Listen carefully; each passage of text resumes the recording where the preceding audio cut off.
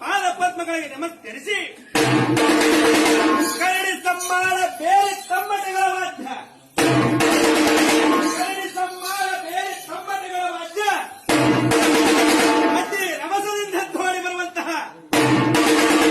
ಅತಿ ರಭಸದಿಂದ ಧ್ವನಿ ಬರುವಂತಹ ನಮ್ಮ ಶ್ರೀ ಗುರು ಕೊಟ್ಟೂರೇಶ್ವರನೇ ಬಹುಪರ.